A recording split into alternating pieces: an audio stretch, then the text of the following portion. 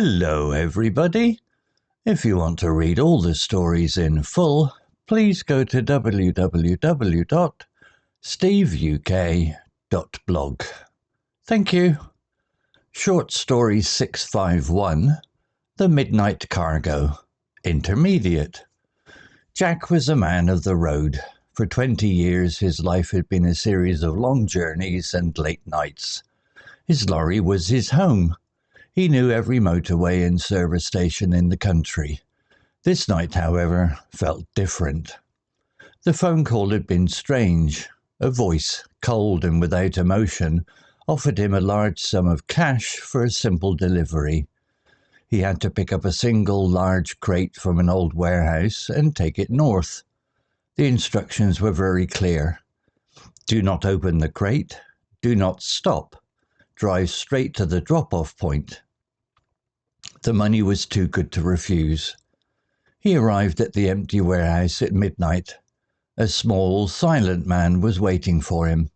He pointed to a large wooden crate. Jack used his forklift to load it onto his lorry.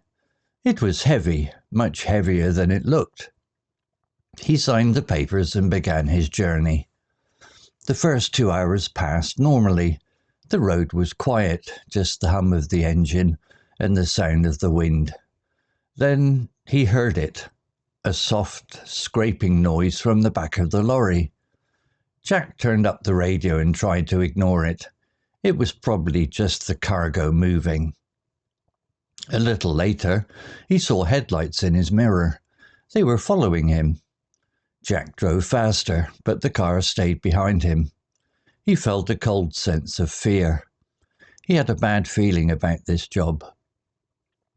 The scraping noise from the crate was now a clear banging sound, and it was frantic, like someone was trying to escape. Jack knew he couldn't continue. He had to find out what was inside the crate. He pulled off the motorway and drove down a small, dark country road. He parked the lorry and got out. The banging was very loud now. He looked at the heavy chains on the crate and quickly broke the lock. He pulled the wooden door open. Inside the crate he saw a young woman. Her hands were tied and there was a cloth over her mouth. Her eyes were wide with terror. She wasn't cargo. She was a prisoner. Just then he heard a car stop behind him. The men from the following car were here. "What have you done?" one of them shouted. Jack didn't think. He helped the woman out of the crate and pulled her into the cab of his lorry. He started the engine and drove off the road, through an open field and back onto a different road. He had to lose them. He drove fast, using all his knowledge of the local area. He turned off his lights and took a series of sharp turns down narrow lanes. The other car could not follow. An hour later, he stopped outside a small police station. He and the woman, whose name was Lena, went inside and told the police everything. The police used Jack's information to find the warehouse and the men. Jack's final delivery was not a piece of cargo, but a life. He learned that some things are more important than money, and he was glad he chose to do the right thing. Vocabulary notes. Lorry. Definition. A large vehicle for carrying goods by road. Example. His lorry was his home. Similar words. Truck. HGV. Heavy goods vehicle. Warehouse. Definition. A large building for storing goods before they are sold or sent to shops. Example. He had to pick up a single large crate from an old warehouse and take it north. Similar words. Storehouse. Depot. Storage facility. Crate. Definition. A large wooden box used for moving or storing things. Example. Inside the crate, he saw a young woman. Similar words. Box. Container. Packing case. Frantic. Definition. Feeling or showing a lot of worry and fear. Example. The banging was now a clear banging sound. It was frantic, like someone was trying to escape. Similar words: desperate, panicked, agitated. Conclusive definition: proving that something is true or ending a matter.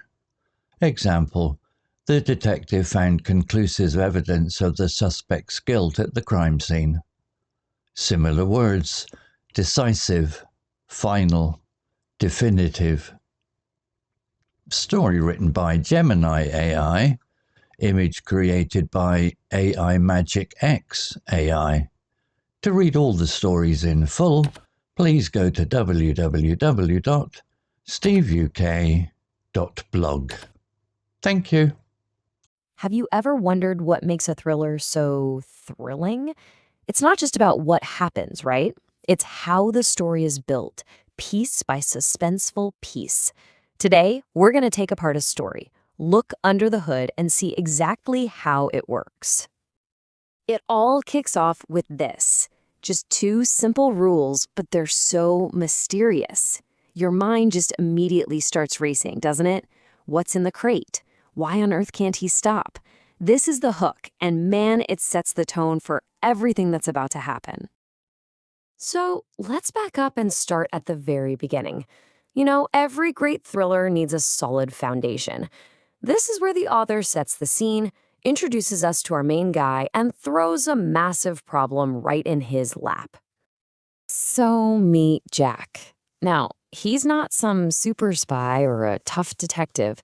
He's just a regular guy, a lorry driver, been doing it for 20 years. His truck is basically his home, and this is really important. It means he's relatable.